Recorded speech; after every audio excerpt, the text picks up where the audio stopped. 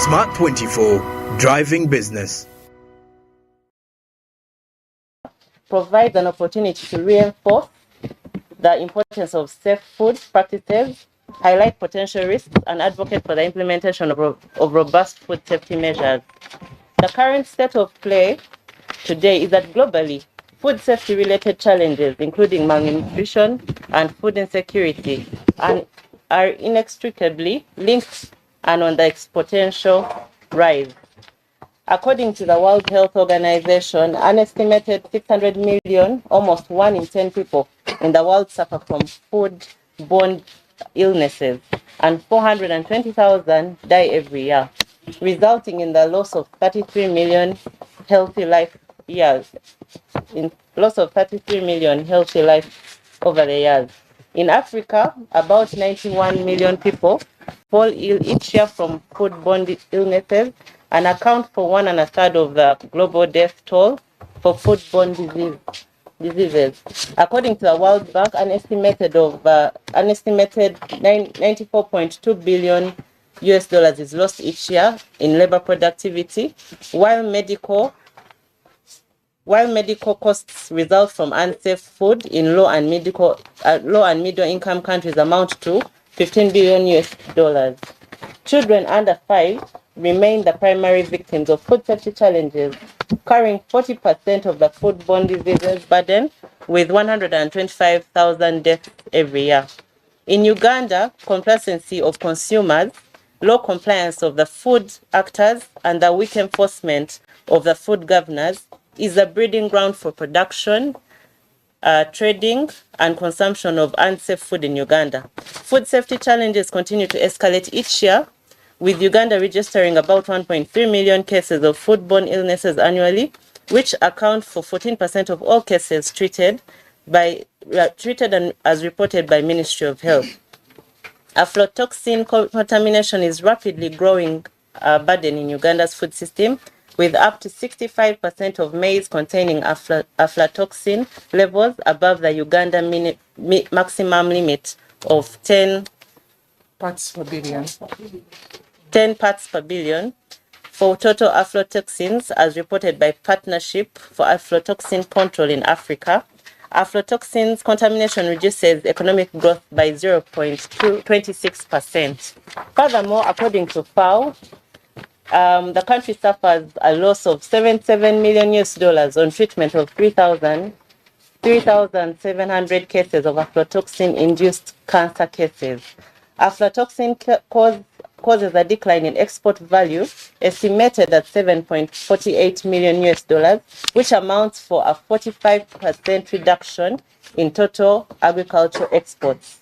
Uganda's maize has severely been rejected in neighboring countries, commonly in Kenya, and recently South Sudan, citing high levels of aflatoxins in grains that have equally contaminated the poultry and dairy products through contaminated animal feeds, reducing production and increasing the consumption of the toxins through poultry and dairy.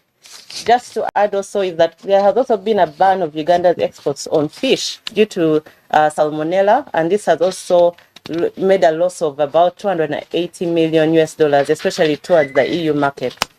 Food safety concerns are rapidly increasing in Uganda owing to the high use of contaminated water in cleaning of fruits and vegetables.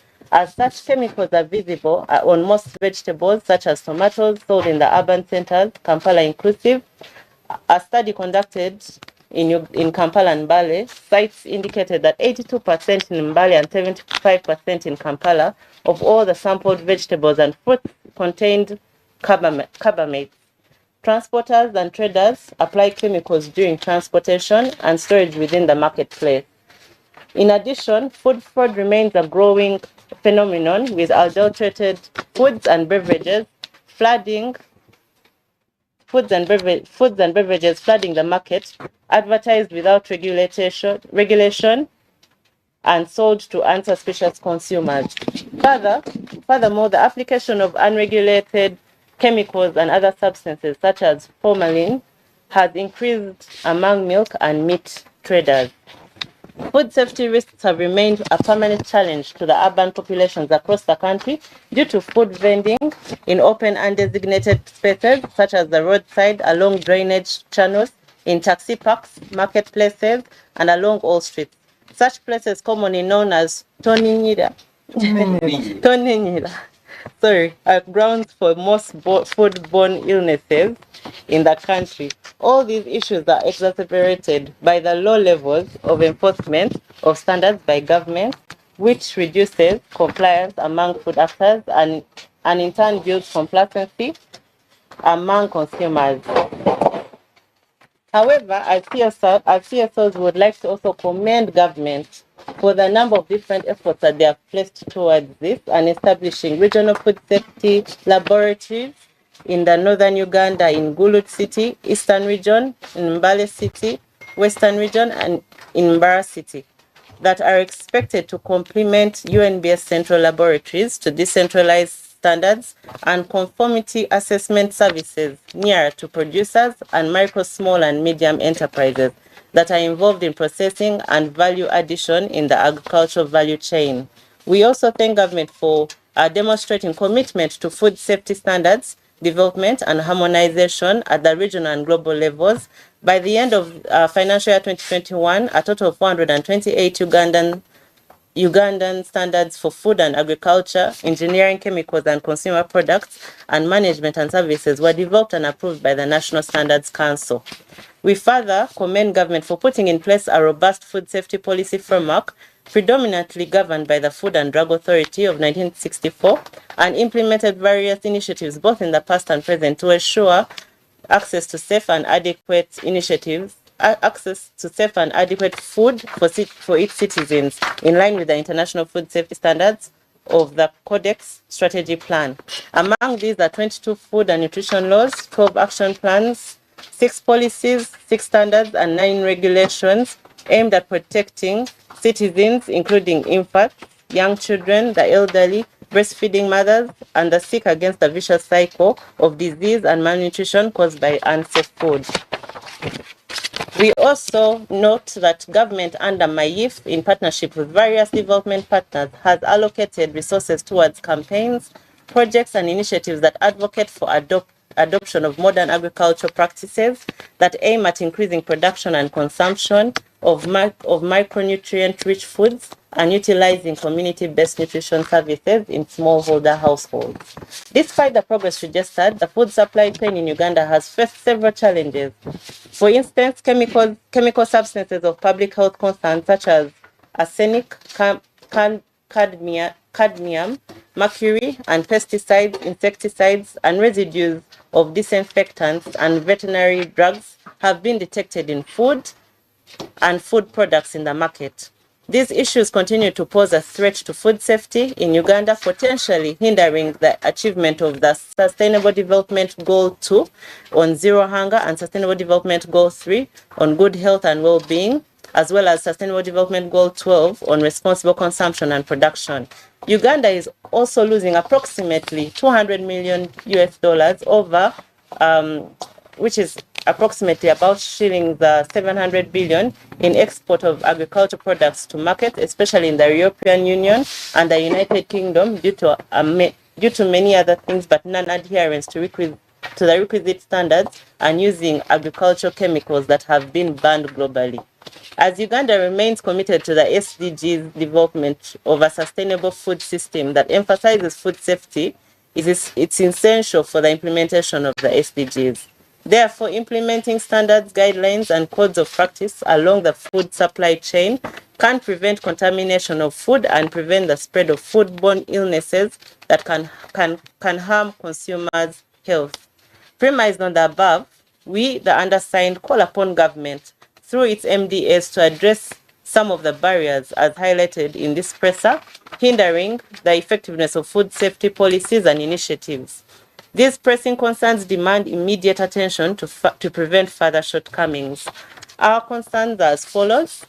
First, Uganda currently is off track on the Comprehensive Africa Agriculture Development Program, which is CADAP, Malabo commitments on food safety. We note that according to the CADAP Beino report, Uganda has neither met set targets for Africa's Food Safety Health Index, nor has it met the Food Safety Trade Index targets. As such, it is no wonder that numerous agricultural products are rejected in regional markets. Unfortunately, it is the regular Ugandan consumer who bears the brunt of these challenges, as they can only afford the unsafe foods sold widely on the market. Secondly, we note that government's failure and omission to ban the use of glyphosate and glyphosate-based herbicides, which threatens and is a violation of the right to life, health, right to adequate food, and to clean and healthy environment guaranteed under Objectives 20 and 22, Articles 20, 45, 8A, and 33 of the Constitution of the Republic of Uganda. We also note that the Food and Drugs Act 1964, a fundamental law that governs food safety in the country, has not been amended to account for changes in technology, rising food safety related issues and challenges related to agricultural practices and food production, among others. For example, government has converted the drug element into the Drug Act under the National Drug Authority to regulate drugs. Unfortunately, the food element of the Food and Drug Act is not active, leaving the food element unorphaned that the food industry actors exploit with several unsafe and processed foods. We also note that fragmentation of the food safety mandate across various ministries and agencies has also been a continuous problem. The UNDS mandate to develop and enforce standards for food is limited not to override the authority of other agencies like Dairy Development Authority, Uganda Coffee Development Authority, and Fish and Meat Regulated by designated departments in MAIF. As it stands today, the mandate for the food safety currently falls under several ministries, including the Ministry of Local Government, Ministry of Health, MAIF, and the Ministry of Trade. This fragmentation of mandate leads to weak coordination of actors, plans, and programs on food safety. However, this could change if Cabinet's decision to establish the Food, Animal, and Plant Health Authority is upheld, well-funded, and given the sole mandate role through legislation. We also note that the food safety has not been fully encompassed in Uganda's legislation. The food policy environment is diverse, but food safety is limited to a few policies and laws and remains an orphaned element in the Food and Drugs Act of 1964. This has caused dependence on other legislations to uphold food safety, including the Food and Nutrition Act of 2020. In addition, only the Public Health Act of 1935 addresses elements of food safety. However, this is limited to only meat and milk. There has also been a concern which has been raised, and it's on food labeling, which is emphasized in the law, but not all ingredients and foodstuffs in the markets are labeled. The Food and Drugs Act regulatory measures on food labeling requires ingredient lists and nutrient declarations of packaged food in line with Codex recommendations, supported by the National Standardization Strategy from 2019 to 2022. However, there is still several foodstuffs and ingredients without such labels, and in addition, the labels are not simplified and are challenging for the majority of the population to understand. We also see that the weak enforcement of standards and proliferation of counterfeits has increasingly become a challenge, as Uganda is currently facing a significant challenge in its efforts to curb the proliferation of substandard and counterfeit products, which is having negative impacts on production, processing, and product competitiveness in local, regional, and global markets. The weak enforcement of standards, coupled with inadequate funding for quality assurance agencies, has contributed to the increasing presence of substandard goods in the market. Furthermore, chemical substance of health concern still ends up in food due to the use of poor equipment, and this is seen according to the Food and Drugs Act, which prohibits adding harmful substances to food sold for human consumption. However, because of poor equipment and machines used in processing food, such substances end up in food, particularly posho, millet flour, and granules, compromising food safety.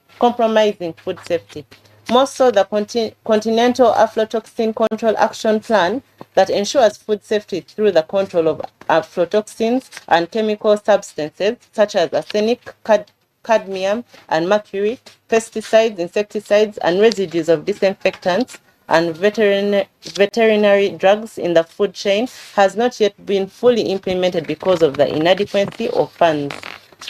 We also note that regulation of food has been tried in areas of fortification with little success. Fortification is intended to improve the nutritional quality of food supply and provide a public health benefit with minimal health risk. The Food and Drug Regulation guide food the Food and Drug Regulations for 2011 guide food fortification regulations for various foodstuffs, stipulating that all foodstuffs in Uganda should be fortified in accordance with national standards. However, some food items such as salt, maize, and wheat are below the minimum requirements for the standards, and only 4 out of 28 maize millers were fortifying maize flour. And also, in adherence to the existing standards, has also been a challenge because producers often find it difficult to meet standards at the domestic and regional and international levels. Adherence to sanitary and phytosanitary standards in various export markets is also still a big challenge for the producers and the private sector. Several standards are in place, such as the UNBS standards, which lays out hygienic food practices in cases of mass catering. In addition to the Public Health Act, empowers the Ministry of Health to make rules and policies for licensing, regulation, and inspection of eating houses and preparation and sale of the food by hawkers. The Local Government Market Ordinance encourages market administrators to maintain adequate market facilities to protect the public's health and safety. And for example, a person handling fresh food for sale shall not permit any part of the fresh food to come into contact with the ground. Livestock shall not be allowed in a market except in designated places. However, there is very little adherence to these standards due to limited inspections by these authorities. Therefore, as I conclude, our recommendations and call for action are mainly as follows. We want government to streamline the food safety enforcement mandate. Cabinet's resolution currently to establish the Food, Animal and Planet Health Authority should be fast-tracked.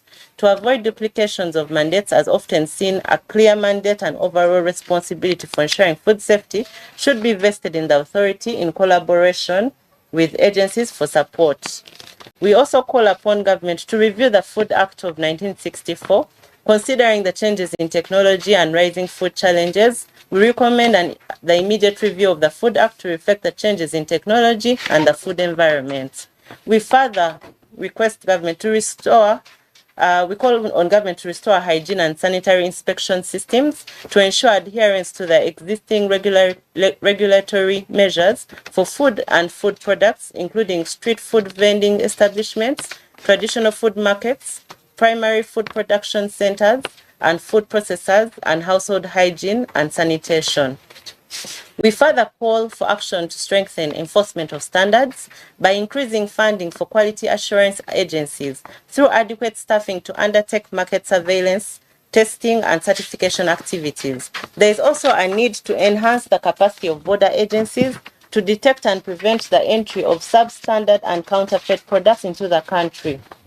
We also emphasize the need for government to invest in data collection and management and research. We see that there is a need to invest in data collection and management systems for food safety in Uganda to ease on effective implementation of food safety measures, policy formulation, and enforcement. The establishment of comprehensive food and nutrition data system can provide timely and accurate information to guide policy making on food safety. Such a system should incorporate data on foodborne illnesses, food production, distribution, and consumption, as well as food safety risks and emerging trends. This will enable Uganda to address food safety gaps through robust research. We also call for promotion of sustainable agricultural practices. To address the negative effects of agrochemicals on human health and the environment, there is need to promote sustainable agriculture practices in Uganda. MAIP should enforce the National Organic Agriculture Policy to promote organic farming practices, the use of natural pest control methods, advancing the agroecology, and minimize the use of agrochemicals. There is also a need to enhance public awareness on the health and environment risks associated with the excessive use of agrochemicals. Enforcing Section 18 of the Agriculture Chemicals Control Act 2007, which provides for regulation of the use of transport, storage, advertisement, and disposal of pesticides. We further call for action to improve post-harvest handling and storage. The challenges faced by most of the coffee and dairy sector in meeting international quality standards has highlighted the need to improve post-harvest handling and storage. This could involve providing training to farmers on best practices in post-harvest handling, investing in cold storage facilities, establishment of government-sponsored common user facilities, and improving market information systems to enable farmers to access international markets. We also call for the fast tracking of the implementation of various food safety strategies, and these several measures have been put in place to ensure food safety, such as the Strategic Action Plan for Prevention and Control of Aflatoxins, designed to ensure food safety through control of aflatoxins in the food chain, as well as regulations for nutrient-dense foods, should be prioritized to ensure that these foods meet rigorous safety and nutritional standards for healthy feeding and growth in young children. We also call to have government strengthen and enforce regulation of breast milk substitutes. The government of Uganda should strengthen the regulation and enforcement of marketing, distribution, and use of breast milk substitutes in line with the International Code of Marketing of Breast Milk Substitutes and subsequent World Health Assembly resolutions. Robust regulations should be in place to restrict aggressive promotion of breast milk substitutes, discourage inappropriate advertising practices, and ensure accurate and unbiased information is provided to healthcare professionals and caregivers. By regulating the market of breast milk substitutes, we can protect infants from unnecessary exposure to potentially harmful or inadequate alternatives. In conclusion, we strongly believe that addressing the challenges above requires collaborated efforts from both state and non-state actors and strengthening the roles of relevant institutions, investing in data collection and management, enhancing surveillance and enforcement of standards, and promoting sustainable agricultural practices, among others. Let's raise the consciousness of consumers to ask questions about food beyond just the price. The primary cost and impact of consuming unsafe food is personal. As such, actors in the food chain should take full responsibility to keep the food safe for consumption. Communities should report to relevant authorities, actors engaging in adulteration, defrauding, and contamination food, and means of production, handling, and preparation. There is also a need for relevant government bodies to prioritize not only developing relevant food standards, but also enforce them at all levels of the value chain.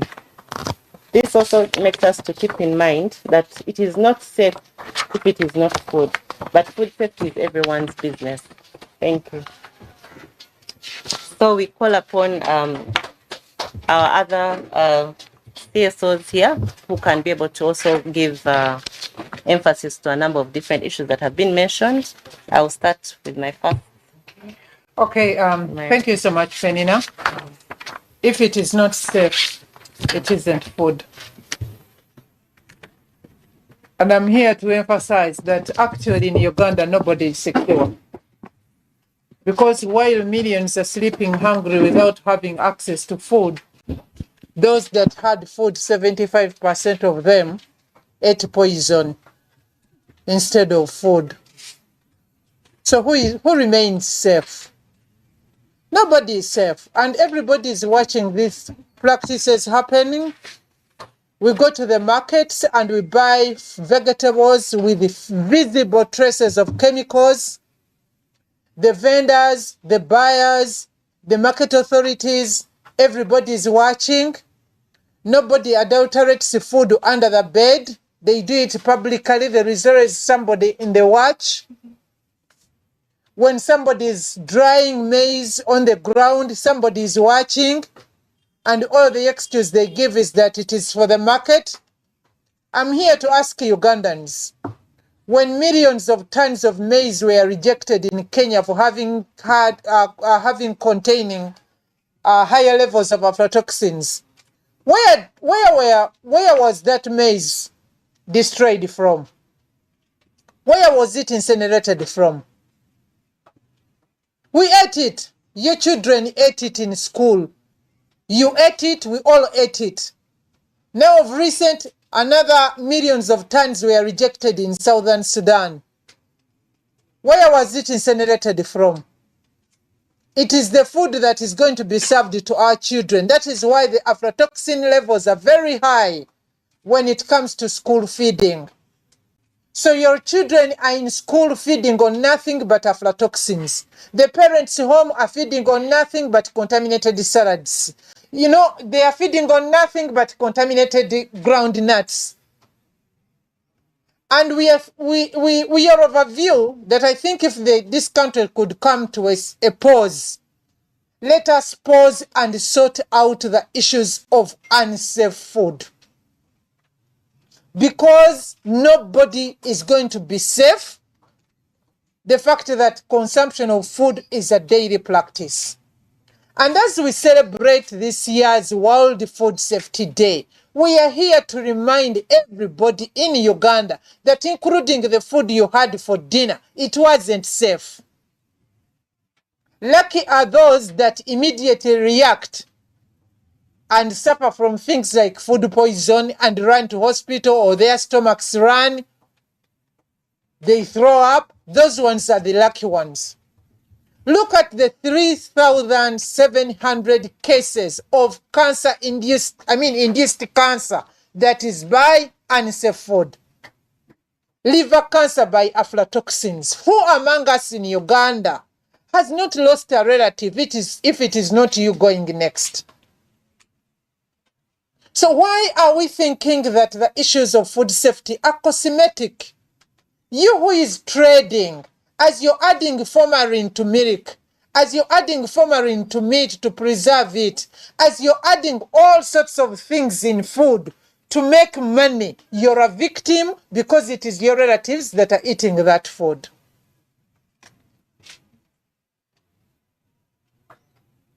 So ladies and gentlemen, I don't even know why we are shouting at anyone when the issues of food safety are personal. You get sick alone, you die alone, perhaps your relatives mourn, and others come for burial. If nothing is done, if business continues as usual today in Uganda, we are not only losing the trade volumes, we are not only creating another imbalance, we are shifting another cost. If our maize is rejected among our neighbors, who we predominantly feed, then that's a signal that the pigs are the next ones to reject our maize. They are the next one to reject our maize. And I think we are also going to invite animals to riot. Because what is being rejected, if it is not sent to schools, it is sent to the animals. And then in the evening, we ask for kachumbari. Well, there are enough standards. We are not asking for any new standards. But the best person to enforce standards is you, the consumer. It's you, the vendor. Please carry it from us that if it is not you, then it will be you dead next.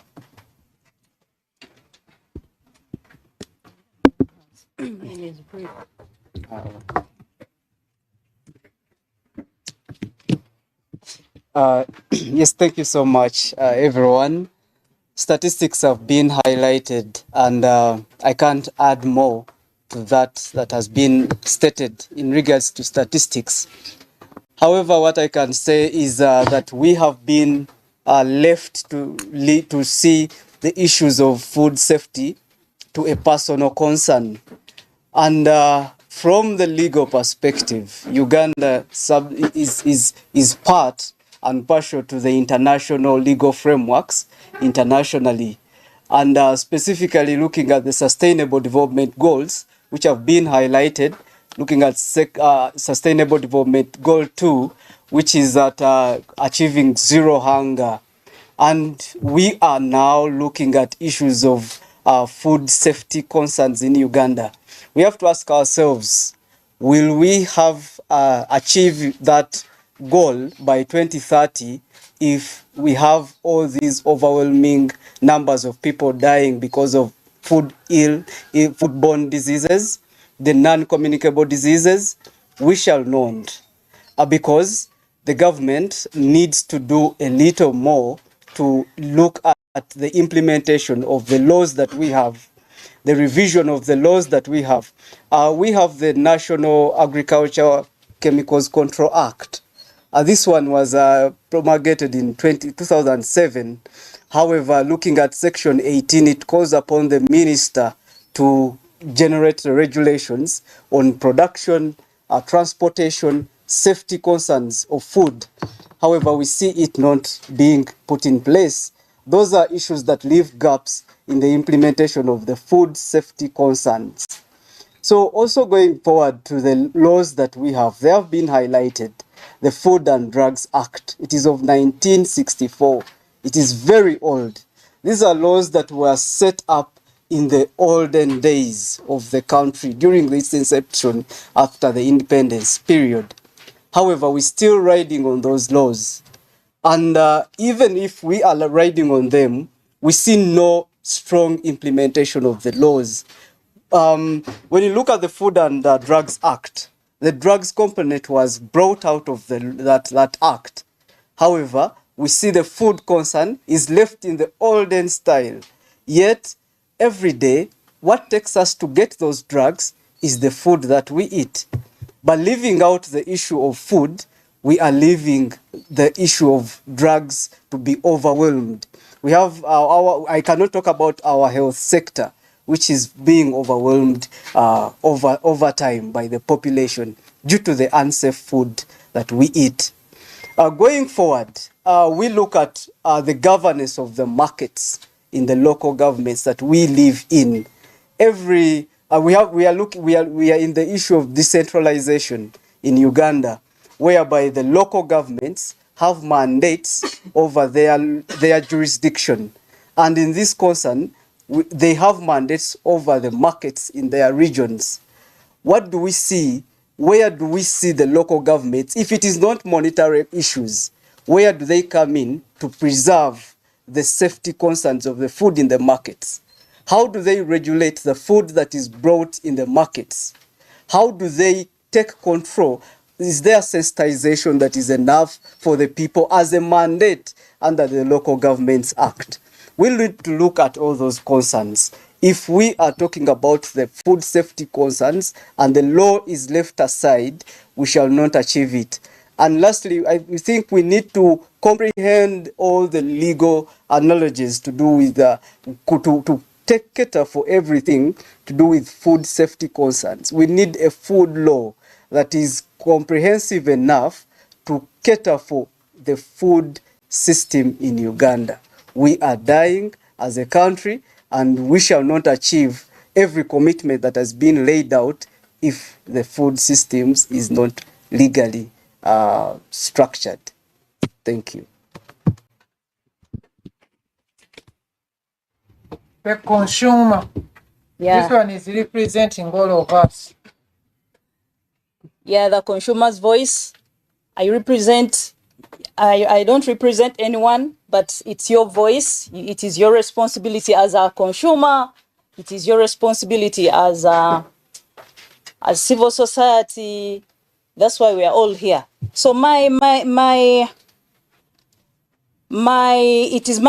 is our mandate, yours and me, to come out, sensitize the public, create awareness about what the consumer is supposed to do. It is your responsibility as a consumer. If I may ask, have you taken note to look at the date or the expiry date, look at the ingredients written on your products when you're buying any item? You just go, pick off the shelf and you go. But it is your responsibility. You're supposed to comply. Here I'm talking about compliance. It is law as the consumers. We don't take note of what we're supposed to do. We ignore. We take unsafe food. We take unsafe food without looking at the reason, without looking at the results of the things we buy. So it is your responsibility. We have to comply with the law. We have to comply with your rights. You have to know your rights as a consumer before buying any product. So my voice here is to create awareness, is to talk for the consumers who don't know that they have a right to safety. They have a right to redress. They have a right to education, to be informed. So it is my responsibility here to know that all consumers know their rights. All consumers know information on the products before they buy them. We can't achieve food safety if we don't start with a consumer ourselves. So as we go on to celebrate the Food Safety Day, the World Food Safety Day, we have to take our responsibility as consumers. Yes, the day is here. What have you done as a consumer? Do you know your rights as a consumer before you buy any product? Do you comply with the law? So that's all. You have to take your responsibility. You have to be a responsible citizen.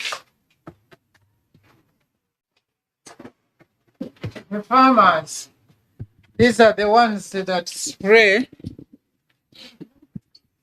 the beans from the ground to the store.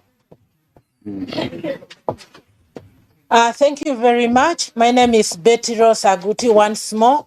I work for Caritas Uganda, and I'm the National Coordinator of Uganda Farmers Common Voice Platform.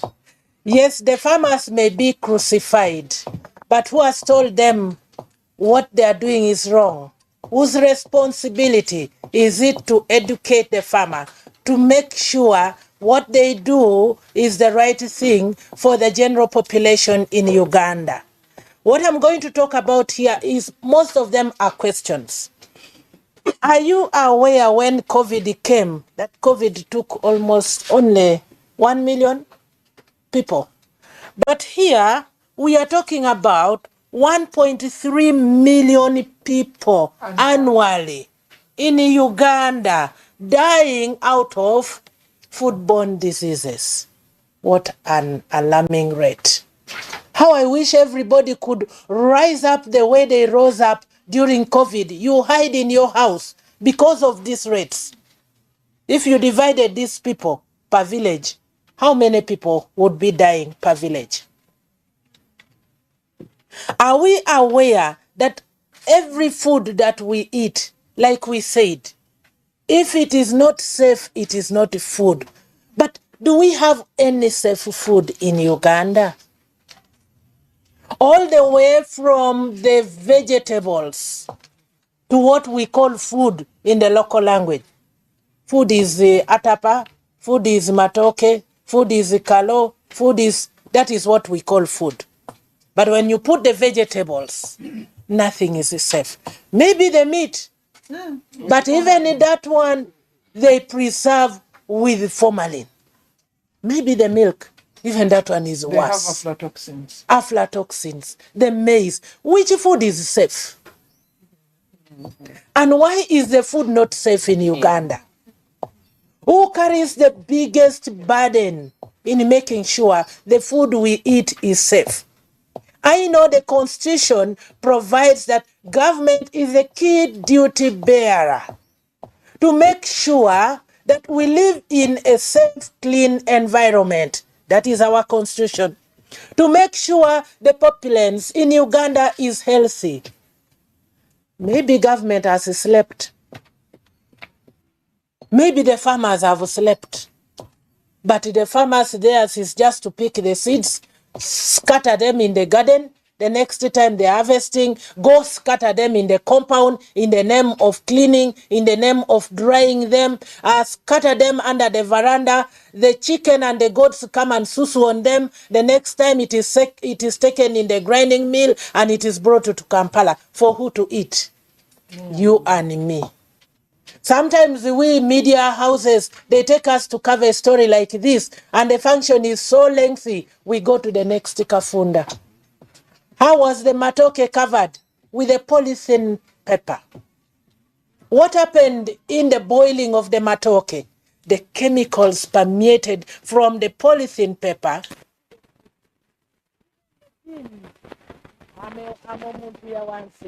I live where they are. Even the beans, they cover it with it, the polythene paper. Haven't you seen that? So that the steam doesn't escape, so that it gets ready faster. Even to get ready faster, they add other ingredients, like the panado. They also add magadi, soda ash. Is that soda ash? Yes, that salt of the cows. They have reduced the human beings in Uganda to cows to feed on the salt that the cows are supposed to feed. But anyway, when the cows feed on this salt, are we not going to eat the beef from the cows? Is this salt free? Is this salt safe?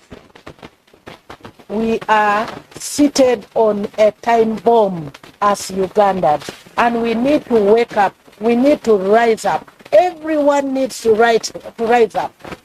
The farmers need to know that the spraying of the tomatoes so that they ripen is murder in its own, attempted murder.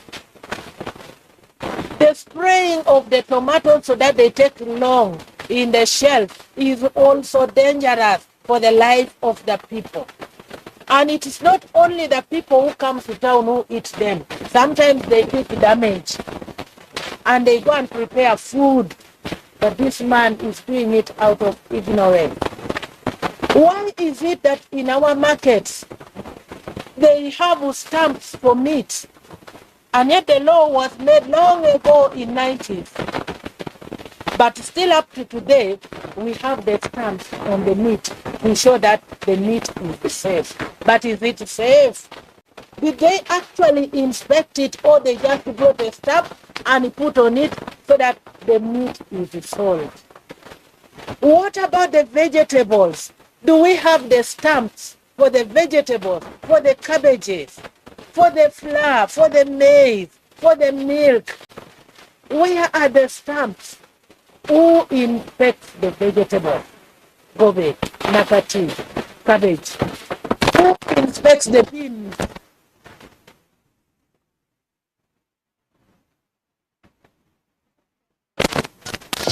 Fellow countrymen, I call upon everybody to rise up. This is not a matter of only one section of society. It is not a problem of civil society.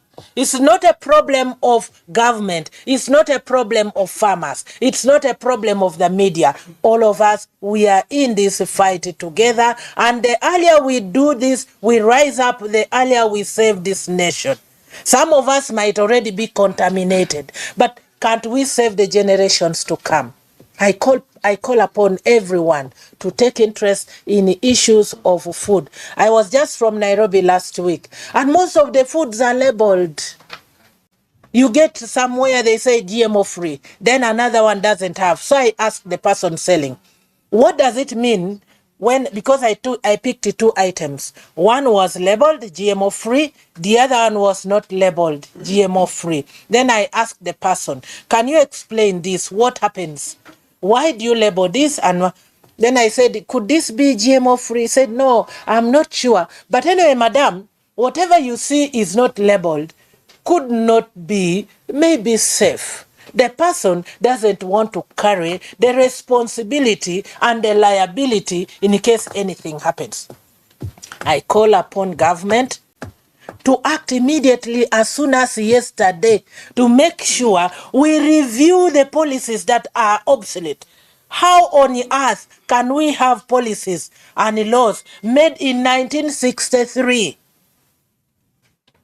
How on earth? Just immediately after independence, up to today, almost 50 years down the road. And we have not reviewed such laws and policies. And yet the regulations state that any policy must be reviewed within 5 years or after 5 years. Now these ones are 50 years. What is happening to Ugandans? What is happening to MPs? Do we have MPs? Do we have representatives? Or we have people just sleeping on job? We need to wake up. Thank you. Thank you, the culture man. Was it in our culture as Africans to contaminate food? Thank you, ladies and gentlemen. My name is again Tabaro Dennis. I work with African Institute for Culture and Ecology. And talking about our culture, that's because we call it agriculture. Agriculture, you have that component of culture. Our African culture did not know about what is being talked about, like spraying with chemicals. Once upon a time, our mothers, our grandfathers, and they would directly plant their food, harvest it, put them in the granaries, and wait for some time. It can be even 3 years, and then they get food and just eat it. There was no need for using chemicals. But here came the time when we were told that our indigenous foods are no longer resistant to chemicals. I mean to hazards, climate hazards. And this is because the soils which they were dependent upon were poisoned. And then they brought the hybrids and these genetically modified and improved seeds. And those ones go with chemicals. You will not plant these improved seeds. Some of these improved seeds, they must go with chemicals to make them grow. And some of them, you must use chemical fertilizers and chemical herbicides. I mean pesticides. So what is the alternative? There are traditional means of making sure that our crops are free from these chemicals. Our mothers know them, our grandmothers know them, using pepper,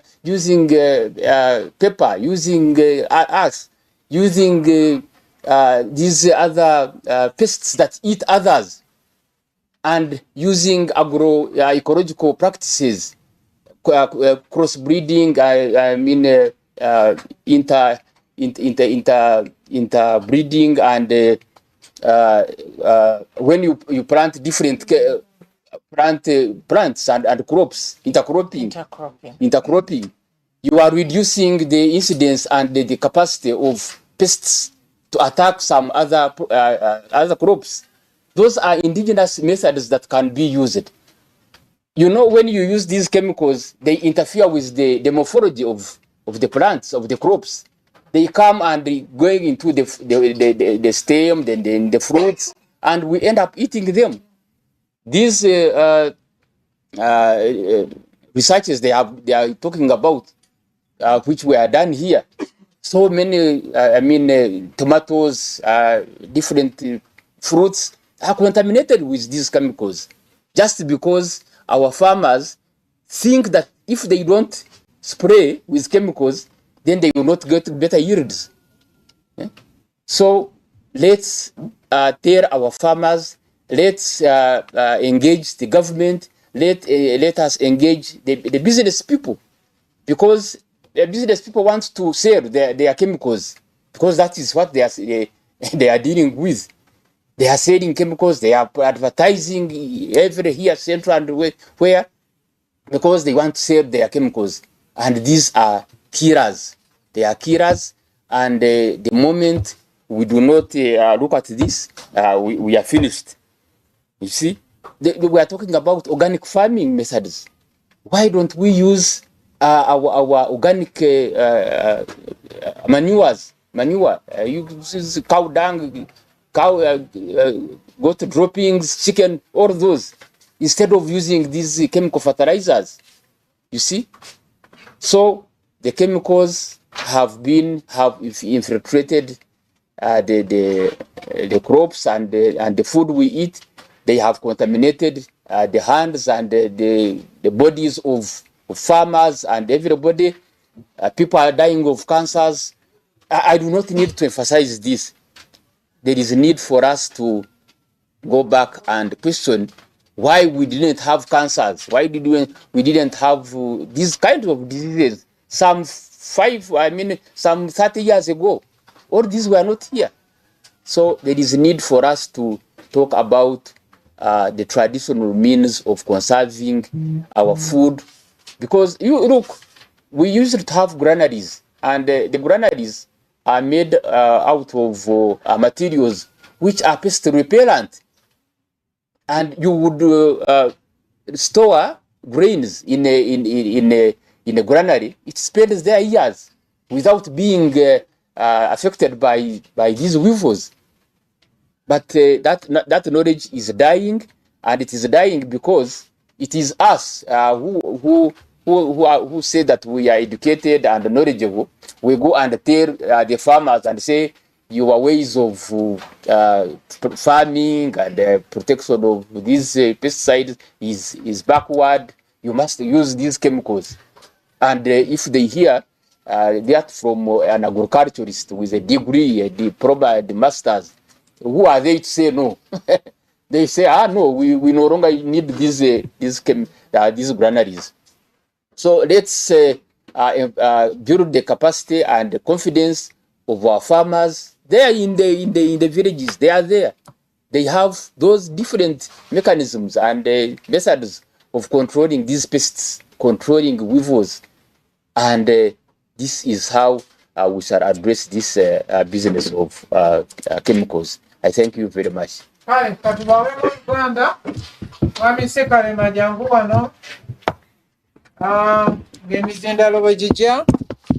Kale basebo ne bannyabo tuze wano ng'ebitongole by'obwannakyewa nga tutongoza akaweefube ow'okukwata olunaku lw'ensi yonna olw'obuyonjo bw'emmere olukwatibwa ng'ennaku z'omwezi 7 omwezi ogwa6 buli mwaka. Kaakati ffe ng'ebitongole by'obwannakyewa tusazeewo olwaleero tutongoze kaweefube agenda okumalako omwezi mulamba nga tukola ne bannaffe okuva mu bitongole eby'enjawulo ne gavumenti okujjukiza bannayuganda na buli kinoomu ku nsonga z'obuyonjo bw'emmere.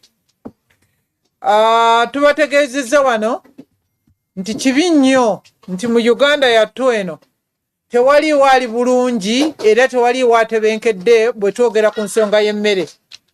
Sabbiiti nga 2 ebitongole by'ensi yonna byatutegeeza nti abantu bali mu bukadde obusukka mu 10 mu Uganda bo wano tebafuna kyakulya, basula makaya beerya nkuta. Kyokka ate emiwendo ne gitutegeeza nti era mu ggwanga lyattu lyerimu lino emmere esukka ebitundu 7.5 eri ku katale etundibwa tetuukana na mutindo ogukkirizibwa, eri mu mbeera mbi nnyo. Ekyo ne kitegeeza nti eggwanga lirimu abantu bangi abeerya enkuta ate n'abo abalowooza mbu balidde ne babeera nga balidde butwa mu kifo ky'okulya emmere. Kyennyamiza nnyo nti mu buli lunaku olukya bwe ruti ku buli bantu 10 abayingira mu ddwaliro 2 ekibatutte balwadde mmere, balwadde endwadde eva ku mmere. Emmere yaffe mbi nnyo okuva mu nnimiro okutuuka mu sefuliya gye tugifumbira. Emmere eyonooneka mu nnimiro abalimi bwe bakozesa agalagalagala agaawerebwa nno ku mutendera gw'ensi yonna. Abalimi bali eyo bo ge bakozesa ne weebuuza ani agasuubulo gayingiza wano era gayingira gatya mu ggwanga eririna obukulembeze. Emmere neeyonooneka nga bagikungudde. Tumanya abalimi bangi nnyo abafuuwa omulagala ku mmere mu nnimiro nga bangala eyanguyirira okukala badduke bajje mu katale ng'abalala tebannajja, bagifuuyira ng'abalala babalaba era ne bano abagifuuyira nga balowooza nti bagitwala mu katale kugiguza bantu. Tulabyeko emirundi mingi nnyo ng'emmere yaffe Kenya negoba n'amagi bwe tubanga tetusobola kulima ne tutuusa mu katale kasooli kakati tusobola ki? Kasooli n'agobwa Kenya, kasooli n'agobwa Sudan gye yasembye okugobwa. Amata baagatuyiira ng'ago nago tegategeerekeka. Amagi gaffe baagagoba Kenya nga n'amagi gaffe nago tegatuukanye na mutindo. Kakati tulya ki? Twagala okubuuza bannayuganda bwe baagoba kasooli oyo mu katale k'e Kenya ne gwe baagobye Sudan kozi baamwokerawa? Baamwokerawa. Ye kasooli aggwera mu masomero. Bwe buwunga bwe tugula. Kati we tukwatidde olunaku luno olw'obuyonjo bw'emmere mu nsi yonna n'omutindo gw'emmere nga mu Uganda abantu abasinga obungi emmere gye mwalidde ekyeggulo ya butwa ne gye mugenda okulya ekyemisana. Bwe bitaba binyeebwa ebikubibwa n'aguuma gagabeera gaŋwaŋwalikanira mu butale ŋwaŋwaŋwaŋwaŋwaŋwaŋwaŋwaŋwa gamementuka gaggwera mu binyeebwa. Bwe bitaba binyeebwa buwunga ebyuma ebibusa biggwera mu buwunga. Obuwunga olwedde nga bulimu obuto bwa aflatoxins ne babwongeramu n'ekirungo ky'ebyuma. Ke kawunga abaana baffe ke balya mu masomero. Ke kawunga bannayuganda ke balya. Mulowooze ku bifo ewattirwa ennyama mu bitundu eby'enjawulo mu ggwanga lino biwunye bimu biwunye nnyo. Naye gye tugula ennyama nga bamaze okugisala ne bagireeta eno gye tuli. Mulowooze mu katale omuli emmere etundibwa mu buli kifo.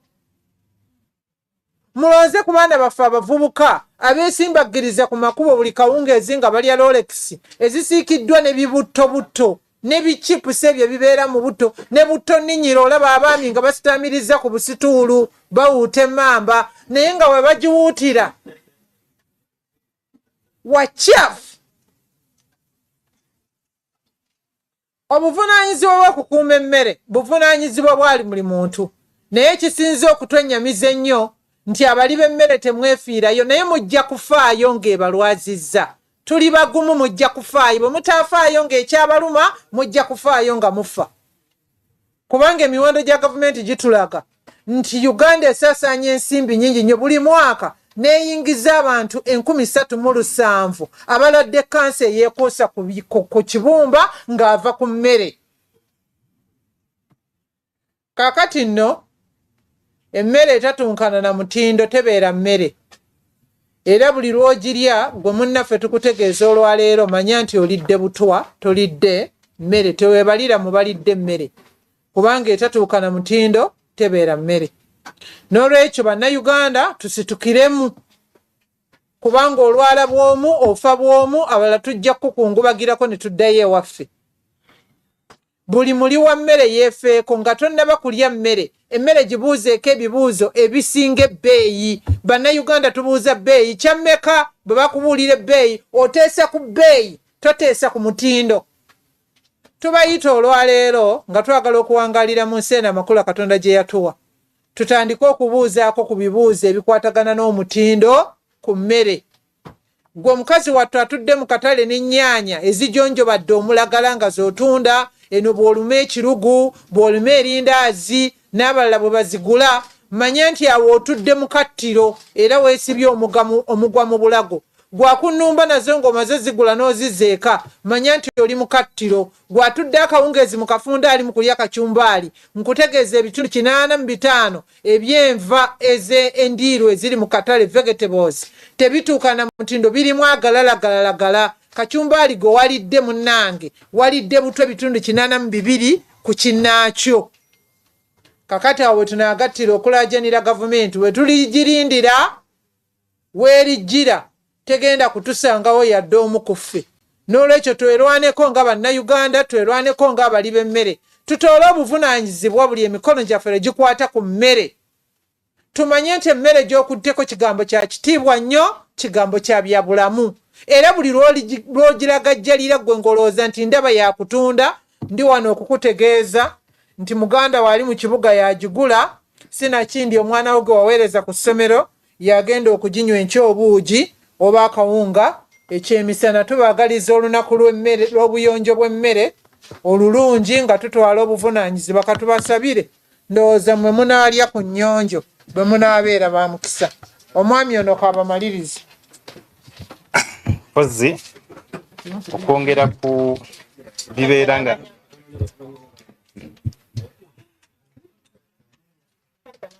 amanya Sekalema Huzaima nkola n'ekitongole kya Seatini. Seatini kitongole kiri mu bya busuubuzi, ebyenfuna n'obwenkanya mu bendo eryo.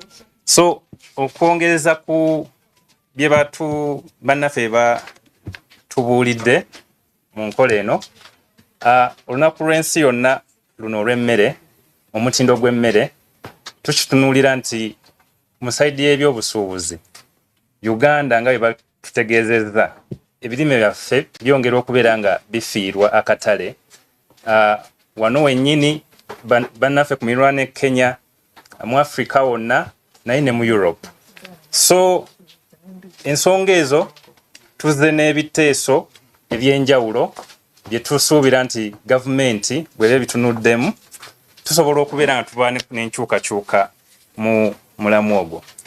Ekisooka okulongoosa ekiragiro ky'enkwasa y'emitindo by'emmere. Tukitegeerako nti cabinet yayisa resolution n'ebaako authority empya gy'ereeta wansi w'ekitongole wansi wa ministry y'ebyobulimi ekya plant animal welfare ekyo, naye bw'ebeera nga tennabeera nga bagisa mu nkola, tutunuulira mandate ebaddewo okwasaganya omutindo gw'ebyemmere nti ebadde Ministry of Trade naye ne mayifu nga nayo mwogitwalidde. So mu nsonga za budget eno eyayise bw'otunuulira ebintu ebikwatagana ku mutindo gw'emmere okubeera nti byasoomoseddwa oba ne babiwa ssente ezisobola okubeera nga bakola ku nsonga zino, tukitunuulira nti ssente ate bakoze kyakuzitoolako. So ne tubeera nga twenyamira ne tugamba nti gavumenti webeera nga eyagala okubeera nga eyamba okukyusa mu mbeera eno ey'okukaaba, twawa buli omu.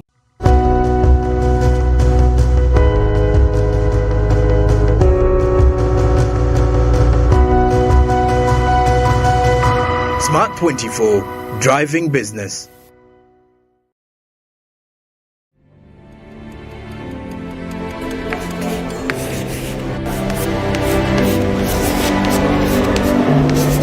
This is Jordan. When it comes to classwork, Jordan is magic. Jordan shines. Jordan makes his peers better. Jordan is a true leader. White Star Magic family. Be a leader. Be magic.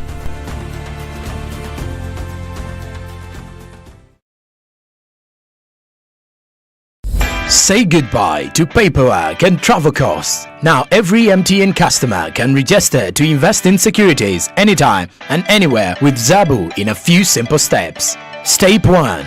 Dial *292#. Step 2. Select option 1. Register with Zabu. Step 3. Enter your full names. Step 4. Enter your national identification number. Step 5. Enter your national identification card number. In 24 hours, you will receive an SMS confirming your registration. Congratulations, you are now ready to invest.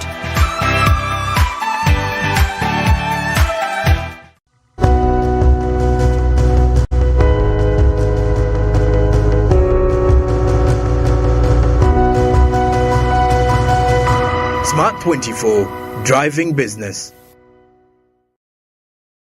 10 ku buli 100 mu ngerageranya y'ensimbi kijja kubeera nga kiyambako ebintu bino okubeera nga bikyuka okuviira ddala mu ekipimo kye tubeera nga tufulumya ng'eggwanga okutuukira ddala ku mutindo n'okuvuganya mu butale buno.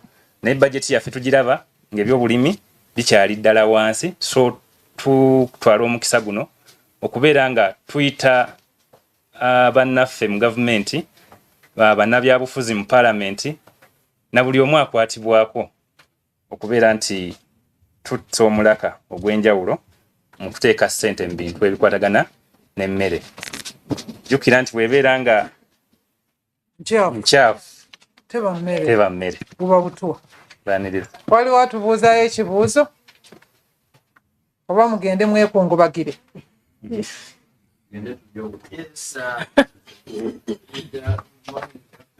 Good afternoon.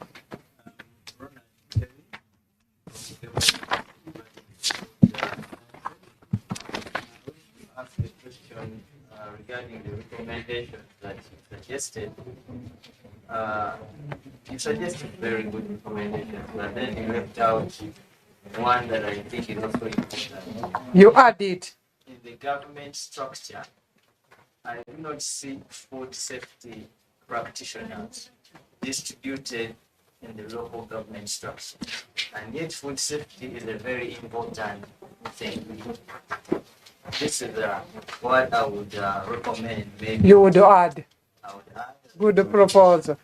that at least let government think about positioning food scientists, food safety practitioners all over the local government structure. You know, Where the rubber hits the tarmac. so that they can be able to handle these issues at the very lowest levels. Agreed. Then just one more issue. Still when you were communicating, I did not hear the issue of food allergens, and yet it could be an issue in the country, and especially to food labeling. I would suggest that that would be also taken into consideration. Thank you very much. No objection. Any other? A good question. My name is Danny. Yes. Yes. Trouble, hoping to attend the conference, food conference that was in Makere right in last. The right to food conference. Sure. And a number of issues came up, including US CSOs going to the extent of even suing government for not playing its responsibility to ensure that Ugandans are feeding on safe food. Do you think, other than these recommendations, do you think you're doing enough to put government in check and to ensure that they play their role to indeed ensure that Ugandans feed on safe food? Apart from that, you talked about US communities to report to relevant authorities actors engaging in stuff like adulteration, defrauding, and all that. Do you think it is something important for you as CSOs who are really pushing to ensure that food security is observed here? Do you think it is important for you to take sensitization to these communities down there, other than raising these issues? And it ends on press conferences. And then finally, for you, madam, you raised a very serious allegation. I don't know if you can justify that, if you have evidence that the food or maize that was rejected by countries like Kenya, South Sudan, that same food ends up being brought here, and that food is circulated and eaten by children in school and even us. Can you justify that? Okay. Going beyond the pressers to sensitizing the communities, meeting you, the press, and the fourth estate is a recognition of the power of the mic, the power of the camera, the power of your pen, because you're the mouthpiece of society, and you're more louder than we do. So part of what we've done to meet you today is a recognition that once we are joined by you, then we are going to go far and wide. We need to understand the terrain and the operations of civil society organizations in Uganda. We suffer and strive on our own. You either have the resources to do the work, or you don't have the resources and go and sleep. And you're also aware that the biggest funding facility in Uganda for civil society closed shop last week. So our hands are limited. And as civil society, we shall never repress government. Government remains responsible, and that is why we engage, we do joint activities, because government's hands and tails and everything reaches everywhere, and the state remains with duty and responsibility. So there is no such a time where civil society, we are going to be bigger than government. And that is why we are coming back to say, government, can you put this on priority? As the president is going all over, talking to people about PDM and all his ministers and everybody, how we wish that they could do the same, because they have all the monies, they have all the resources to go all over the country. One, do the enforcement, make sure that the right things are done. But then two, also do the education. Then we are going to come and add and complement with our little resources that we do have. The issue as to whether I can justify the allegations, I asked a question.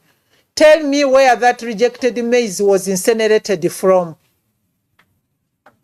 And if you're not ready to tell me that it was incinerated in such a place, then we ate it.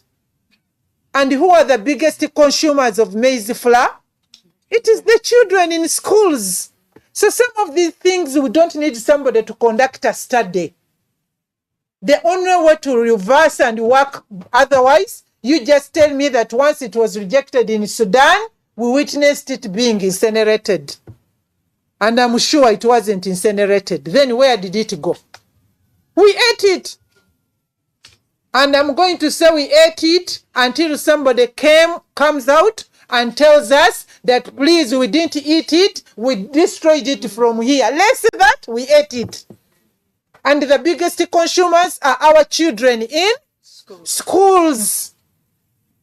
And this is why I think, let me also state it this way. We are crying out to government and the Ministry of Education as they are prioritizing and regulating the chalks, the reading materials, the curriculum, the courses in university that expired and didn't expire, and all those things that they are regulating as a ministry. They should regulate the kind of food that is being fed to our children in school.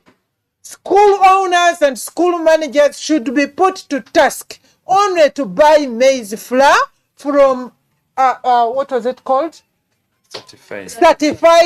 Certified millers. But how many schools do that? You have even aroused my hunger and anger. Because we are talking about innocent children, innocent people. We are talking about parents that are paying millions, but they do not care where do the schools purchase the maize flour they are feeding our children. So I'm here to reiterate, Daniel, we ate it, our children ate it, until somebody comes out competently to tell us that this is where the rejected maize was incinerated from. Besides, the fraction that was rejected in Kenya was the least. It was picked from the big bulk that remained into circulation in this country. So the people in Kenya and Sudan only helped us as Ugandans to tell us that we are eating nothing but poison. So it is not us to, it doesn't bother us to worry so much of whether the rejected tons were eaten or not eaten. They were picked from the big sample. They were picked from the market. That is the quality of grain in this market. If we had better quality, why did you attempt to export poor quality? So we don't have the quality. So my dear brothers and sisters, we ate it, you ate it last night, you're going to eat it tomorrow, and our children are eating it. What was the other question? Intelligence. Mbakakase nti mulidde. Mwalia. Nkiddemu nkyogere mu Luganda. Kakati bannange. Ekimu ku bintu ebisinga otwenyamiza nti tulabye emirundi mingi nnyo nga kasooli waffe agobwa ku butale, bannakenya baamugoba, abasudaani be baakasembyeyo mugoba ndowooza sabbiiti ewedde, naye tewavangayo gavumenti kutulaga kasooli oyo omugobe bwe baamwokyera. Era tebamwokyanga. Era baba tebamwokya. Kitegeeza yakomawo wano mu katale ne tumulya. Wamulya ng'obuwunga, abaana baffe baamulya mu masomero, abaana baffe gwe balya mu masomero. Gwe balya kubanga abaana baffe mu masomero be basinga okulya obuwunga obusinga obungi mu buwunga bwonna obuliibwa mu ggwanga lino. Kakati bw'abaago bweri n'atayokebwa nga tulaba, kitegeeza twamulidde ekyeggulo, tugenda kumulya enkya. naye kibi nnyo nti abazadde basasula ssente nnyingi nnyo mu masomero ne batwala abaana baabwe mu masomero naye ne watabeerawo nteekateeka nnuŋŋamu efaayo kulaba ebintu ebikozesebwa mu masomero. Ministry ya Education ebifaako nnyo. Ennoni simanyi basomesa, simanyi masomero, simanyi koosi zaggwako, simanyi biki byonna bye tuwulira. Ministry ya Education emirimu emirungi gyekola naye tetunnagiwulira bwevaayo bukuukubira ku kintu ekisinga okwetooloolerako ebyenjigiriza. Abaana baffe masomero balyaki? Lwaki tewaliwo kakwakkulizo nti bannannyini masomero n'abagakulembera kibakakatako okugula emmere mu bifo ebikakasa nti obuwunga bwe bagenda okuliisa abaana baffe bulamu? Tuli ku bulamu bw'abaana baffe tubuzannyirako, tuli ku ggwanga lyaffe ery'omu maaso tulitta. Kyokka bambi tebasobola kwerwanako. Bali ku ssomero balya byuma, bali ku ssomero balya butya bwa aflatoxins, bakadde baabwe bali mu kulya kacumbaali ajjuddeko agalagalagala. Kati abaana bajja kufiirayo mu ssomero n'abazadde bafiire eka.